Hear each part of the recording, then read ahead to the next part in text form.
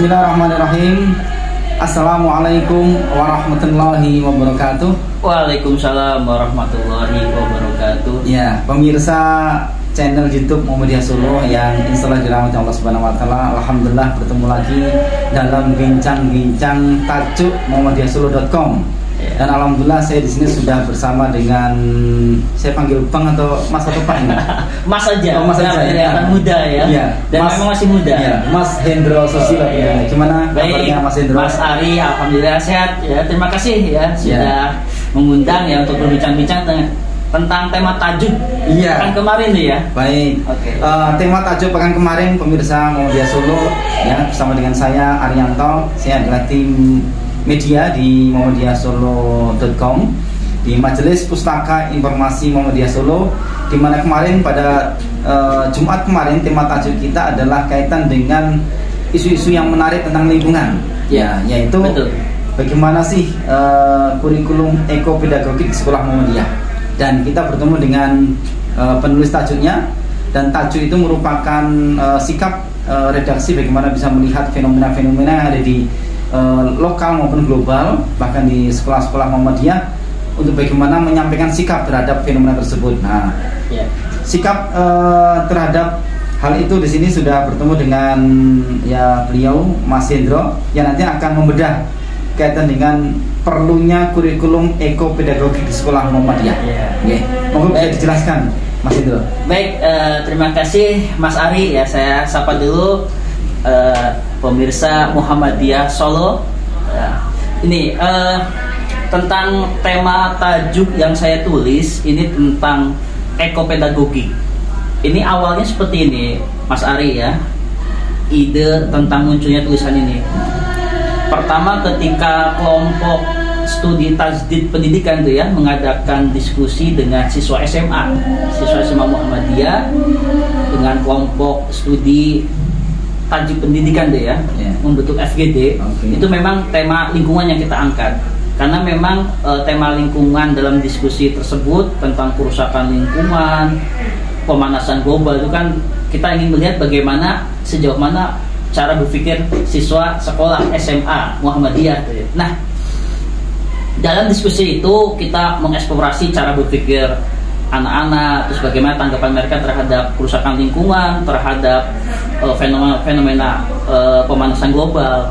Dan yang menariknya itu ketika berbicara tentang lingkungan itu terangkat di dalam diskusi tersebut tentang limbah ya.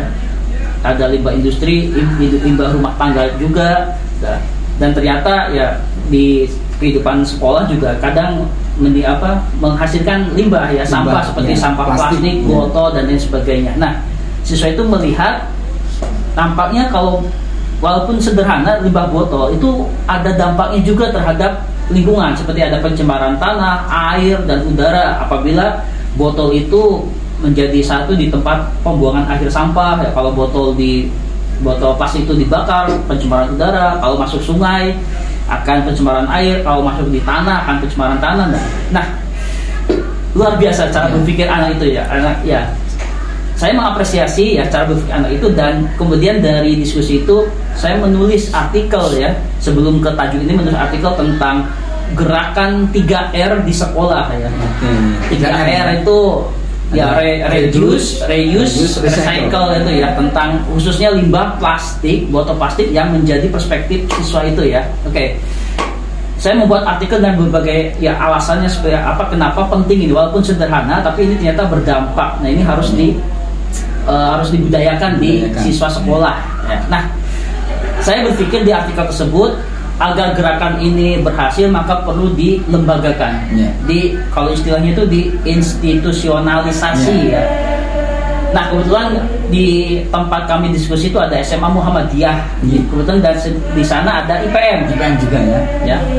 Ikatan Pelajar Muhammadiyah Ranting ya, IPM. Nah, maka saya menyarankan di artikel tersebut bahwa IPM itu harus menjadi lokomotif perubahan budaya warga sekolah ya, lewat siswanya ya, termasuk warga sekolah atau gurunya, itu bagaimana tentang perlakuan kita sampah botol plastik ini ya, agar tidak menimbulkan problem. Awalnya dari sana. Nah, Sehingga dan dari hasil diskusi dengan IPM, nampaknya IPM sepakat gitu ya. Dan tempat kami melakukan diskusi itu di sebuah sekolah SMA Muhammadiyah itu IPM-nya sudah bergerak sekarang Pak Ari ya. Mas Ari sudah bergerak, dia menyediakan tempat sampah sendiri khusus botol dan memberikan sosialisasi ke teman-teman kalau punya sampah botol tempatkan terpisah dengan sampah yang lain. Ini sebuah gerakan ya. Gitu. Nah, ini pertamanya itu. Kemudian kenapa muncul tema ini? Ini tulisan yang kedua setelah artikel saya yang pertama ini ya di tajuk ini. Saya berpikir seperti ini Mas Ari ya. Ini gerakan seperti ini kalau bicara tentang lingkungan itu kan temanya tema vital. Lingkungan hidup itu tema vital yang memang ini harus dijaga kelestariannya, ekosistemnya harus dijaga. Dan berkaitan dengan ini ya, generasi mendatang itu kan hidup, mereka juga berhak untuk hidup nyaman, hidup dengan sehat di lingkungan yang sehat. Makanya ini ada tanggung jawab kita yang hidup hari ini untuk melestarikan itu. Nah, makanya saya berpikir lah ini ketika gerakan ini lebih terinstitusionalisasi, lebih terlembagakan melalui sekolah ya, dengan misalkan adanya kurikulum ekopedagogik, itu bisa menjadi apa ya, sebuah hal yang lebih strategis lagi. Nah, makanya muncul tema ini Pak Mas Ari. Baik, seperti itu latar belakangnya ya. Baik, pemirsa Muhammadiyah Solo, luar biasa. Ternyata gagasan kaitan dengan kurikulum ekopedagogik di sekolah Muhammadiyah itu awal mulanya adalah dari diskusi yang ada di internal sekolah tersebut, ya, di mana para siswa dan guru-guru itu menggagas bagaimana cara untuk bisa melakukan sebuah gerakan agar ada di sana peduli, ada berbudaya, sehingga nanti hasilnya adalah berdampak pada kesehatan lingkungan sekitar. Luar biasa ini ya. Maka ini menarik ini kaitan dengan kurikulum ekopedagogik. Mungkin bisa dijelaskan ini, Mas Indra. Ketika saya mempelajari literatur ya tentang lingkungan itu, dan juga saya membaca di majalah Suara Muhammadiyah yang terbaru itu tentang bagaimana memperkenalkan ekopedagogik ya, itu baru ini ya, memperkenalkan ekopedagogik. Kemudian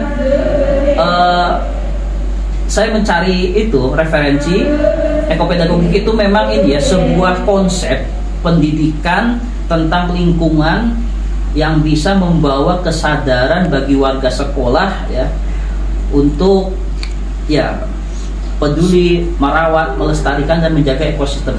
Nah itu ya intinya itu bentuk. Nah bagaimana cara mengajarkannya melalui dengan sikap, perilaku, kepedulian, dan juga ini ya perspektif cara berpikir anak-anak atau warga sekolah tentang ini ya lingkungan ini. Dan memang pendekatannya itu multi domain.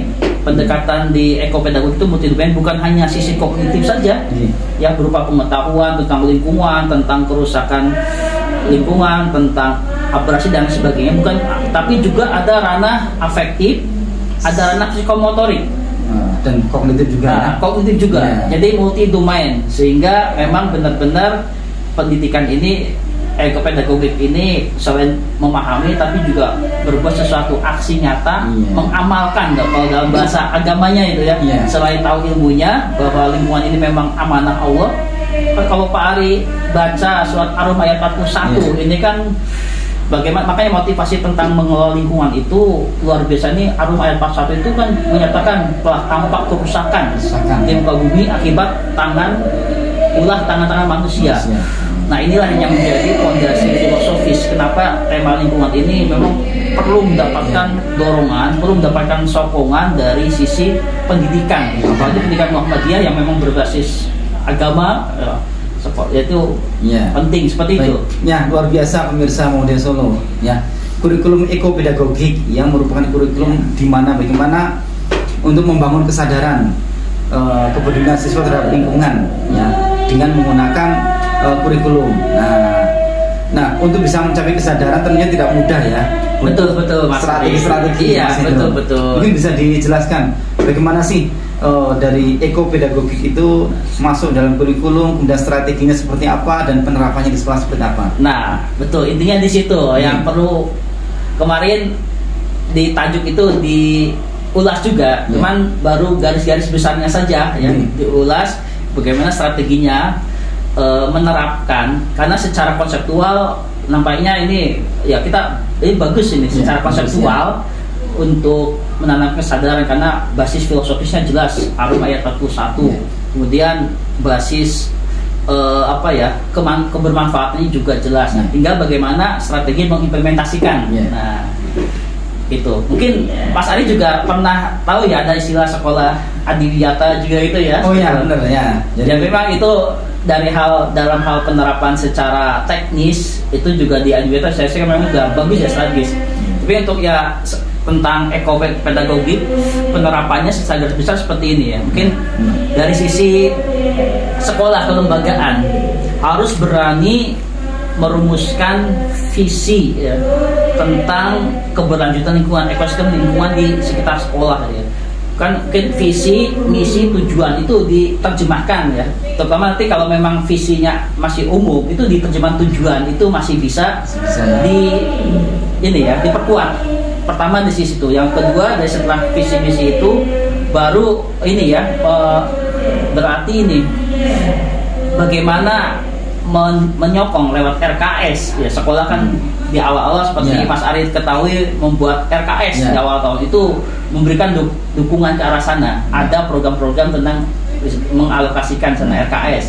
Itu yang tahap pertama ya, ada keberanian kebijakan dari sekolah menuju ke wawasan lingkungan. Baik, berarti dalam kurikulum ekopedagogi yang pertama adalah sekolah itu harus membangun visi dulu.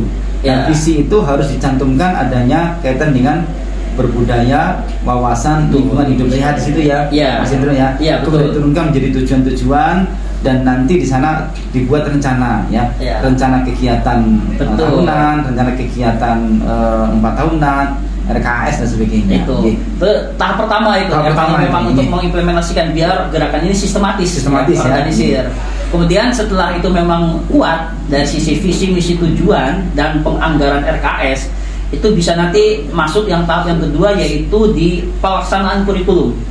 Nah, seperti pelaksanaan kurikulum ini mungkin di setiap mata pelajaran isu-isu lokal, isu-isu tentang kerusakan lingkungan di lokal maupun global, isu-isu tentang karya-karya inovasi siswa yang memang terkait dengan lingkungan itu tentang pencegahan pencemaran dan sebagainya itu memang diperkenalkan. Seperti kalau memang di konsepnya adiwiyata kan masuk dalam pembelajaran RPP seperti itu ya. Nah, seperti itu. Nah, gambarannya tahap yang kedua bagaimana di sisi kurikulum itu isu-isu itu dikemas ya. Dikemas dan baik dalam bentuk pembelajaran kokurikuler, intrakurikuler maupun ekstrakurikuler.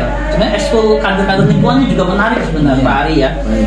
Jadi pemirsa mungkin sebelum lanjut ini coba tadi kaitan dengan konsep visi misi dari kurikulum ekopedagogi di mana bagaimana membangun kesadaran siswa lewat kurikulum. Nah, kurikulum di sana ada seperangkat rencana, tujuan, kegiatan, program. Nah, ini kira-kira penerapannya ini bedanya ekopedagogi dengan adiwiyata ini apa, Mas Hendro? Kalau dari sisi objek sama ya, lingkungan sama sebenarnya Pak Ari istilahnya. Cuman sekolah adiwiyata nampaknya khusus ditunjuk gitu ya, ada dari perintah atas ini ya. Tapi makanya ini gerakan ekopedagogi ini saya tawaran dari ini ya, dari kami Muhammadiyahsolo.com itu bisa jadi gerakan dari bawah ya. Ada kesadaran sehingga siapapun yang tidak masuk di sekolah adiwiyata, karena kan ada proses-proses tertentu ya, itu tetap melakukan karena bukan pada statusnya tapi esensi pelestarian lingkungan itu penting. Sehingga dari kami dari tim redaksi kan menawarkan itu sekolah Muhammadiyah harus berangkat dari bawah, kesadaran itu harus tentang lingkungan ini digerakkan walaupun statusnya bukan sekolah adiwiyata. Baik, berarti ditunjuk maupun tidak ya, ada sekolah adiwiyata maupun tidak, tetap sekolah kurikulum ekopedagogi ini penting untuk diterapkan di sekolah. Betul. Itu pendapat kami, tawaran kami untuk sekolah Muhammadiyah itu ya. Baik, mungkin dilanjutkan baik. Mas Hendro. Itu dari sudah sampai pada penerapan di kurikulum. Penerapan di kurikulum mungkin bisa mengadopsi ini ya, mengadopsi dari adiwiyata, tapi memang ada sedikit mungkin modifikasi tidak apa-apa ya. Penting implementasinya itu. Nah itu. Kemudian dari sisi ini ya pelaksanaan kurikulum. Kemudian dari sisi program-program sekolah kan, selain kurikulum kan pembelajar itu ya, program secara keseluruhan sekolah yang mungkin yang sudah disusun RKS juga bisa menyentuh aspek-aspek lingkungan. Mungkin misalkan memanfaatkan lingkungan sekolah, mungkin tanah yang masih kosong bisa untuk dibuat penghijauan atau hidroponik atau pengolahan limbah, sampah rumah tangga, sampah dapur yang bisa diolah jadi pupuk, sampah botol plastik dipisah. Ya. Itu bisa jadikan program, dan itu sebenarnya bisa masuk, ada salah satunya di lewat eskul. Ada mungkin perlu digagas mungkin sekolah Muhammadiyah itu eskul kader lingkungan. Karena Muhammadiyah itu punya perangkat lembaga lembaga LPB seperti itu dan lingkungan hidup. Nah itu kader-kader itu eskulnya nanti bisa kegiatannya nanti kalau pas ada ekstrakurikuler itu benar-benar mengolah sampah misalkan untuk jadi pupuk, dididik seperti itu. Perlu diwacanakan juga itu ya, kader lingkungan. Diorganisir, diinstitusionalisasi, dilembagakan lewat gerakan ya, pembentukan ekstrakurikuler, dan itu kan masuk di program kurikulum juga itu ya, kegiatan sekolah dan kurikulum. Pembentukan itu juga wacana yang perlu dipikirkan ya, tawaran dari redaksi kan untuk sekolah Muhammadiyah. Dan yang terakhir ya memang sarpras ya, ini yang penting Pak Ari. Ya sekolah penyediaan sarana pendukung ya, misalkan kalau hal yang sederhana tadi di awal tentang bagaimana ingin memisahkan sampah botol plastik dengan yang bukan botol plastik itu, jadi sekolah harus menyediakan tempat untuk penampungan botol plastik, semisal seperti itu. Ya hal-hal itu juga penting. Nah itu jadi dari sisi visi misi itu ya, tujuan, kemudian aspek dari kurikulum pembelajaran dan program sekolah sampai pada penyediaan sarana itu memang harus mendukung, sehingga ketika lengkap ini maka semua warga sekolah itu akan bergerak ya. Jadi terus menerus bergerak, ini lama-lama akan menjadi sebuah budaya. Dan sehingga dengan gerakan seperti ini ekopedagogik, ini kesadaran akan tumbuh sesuai dengan tujuan konsep ekopedagogik, yaitu membentuk perspektif berpikir, cara berpikir, sikap, perilaku, sampai pada memang membuat aksi nyata untuk menjaga lingkungan ini biar tetap ekosistemnya terjaga dan lestari. Seperti itu Pak Ari. Baik, luar biasa ini penjelasan yang sudah lengkap, rinci juga dari Mas Indro kaitan dengan konsep ekopedagogik di kurikulum sekolah. Ini sebenarnya juga ada irisan dengan gerakan-gerakan di sekolah Adiwiyata, ini Mas Indro ya. Betul. Di sekolah Adiwiyata itu ada gerakan peduli budaya lingkungan hidup sehat, di mana gerakan itu juga sama yang disampaikan oleh Mas Indro tadi, di mana bagaimana sekolah itu membangun visi, kemudian dari visi yang berwawasan lingkungan diturunkan menjadi tujuan menjadi evaluasi diri sekolah. Kemudian nanti ada rencana tahunan, rencana 4 tahunan, sampai pada program aksi nyata. Di sana mungkin kalau di Adiwiyata ada konservasi energi, konservasi air, kemudian ada pengolahan sampah juga, ada kebersihan dan sebagainya, sampai pada outputnya adalah ada kesadaran agar siswa itu benar-benar bisa peduli, seperti gemar menanam gitu ya. Kemudian mereka peduli bagaimana bisa mengelola sampah gitu ya. Menerapkan 3R di sekolah, itu luar biasa. Berarti ada irisannya ya? Ada irisannya, ada irisannya. Maka dengan adanya gagasan tadi, maka baik untuk diterapkan di semua sekolah Muhammadiyah ya. Jadi ada tidak sekolah Adiwiyata ya, bahkan dengan adanya gerakan ini ekopedagogik di kurikulum sekolah itu mampu mungkin istilahnya membuat sekolah itu menjadi sekolah yang hijau, sekolah yang sehat, nyaman, siswa bisa belajar, sehingga nanti prestasi-prestasi sekolah siswa bisa terwujud di situ ya. Dan yang terakhir terpenting ini Pak Ari, Muhammadiyah itu di pusat itu sudah membentuk MCC ya, lembaga untuk perubahan iklim ya. Nah ini memang bentuk kepedulian Muhammadiyah terhadap dampak-dampak perubahan iklim ya. Seperti ada suhu yang meninggi ya, kemudian kerusakan tanah. Nah ini fenomena ini harus menjadi kesempatan kita tangkap oleh sekolah-sekolah Muhammadiyah untuk bagaimana ikut juga gerakan untuk mensukseskan ya yang apa yang digagas oleh Muhammadiyah gitu ya. Seperti itu. Baik, luar biasa nih. Luar biasa. Plus sekali lagi buat Mas Hendro ini ya. Terima kasih ya kita bincang-bincang ini ya.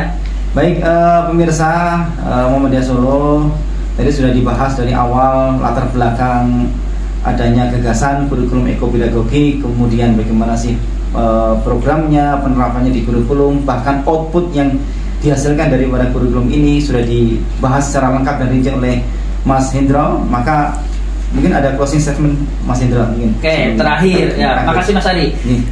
Jadi Quran surat Ar-Rum ayat 41 ini menggugah kesadaran ya bahwa Allah sudah mengingatkan telah tampak kerusakan di muka bumi ya oleh akibat ulah tangan manusia, sehingga ini harus menjadi pecutan bagi kita ya, bagi kita untuk melestarikan alam, karena bumi ini adalah amanah bagi kita sebagai khalifah, dan tugas tanggung jawab kita itu adalah bagaimana generasi mendatang di belakang kita itu mereka juga berhak untuk mendapatkan kehidupan yang dengan lingkungan yang nyaman, yang sehat, yang bersih, yang tidak rusak.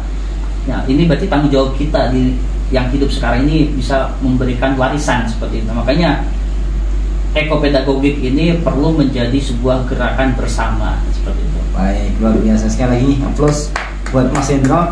Ini tawaran gagasan dari Mas Hendro, muhammadiyahsolo.com, kaitan dengan pentingnya sekolah-sekolah Muhammadiyah menerapkan kurikulum ekopedagogi. Ya, bagaimana ke depan kaitan dengan tawaran ini terserah Bapak Ibu semuanya. Terima kasih. Mungkin ini bincang-bincang kita pada hari ini Mas Hendro. Ya, kita doakan semoga Mas Hendro Susilo sehat terus, sukses ya. Amin. Semoga Pak Ari juga sehat. Amin amin. Dan semua pemirsa Muhammadiyah Solo juga sehat. Kita akhiri bincang-bincang kali ini dengan membaca hamdalah bersama-sama. Alhamdulillahirabbil alamin. Wassalamualaikum warahmatullahi wabarakatuh. Waalaikumsalam warahmatullahi wabarakatuh.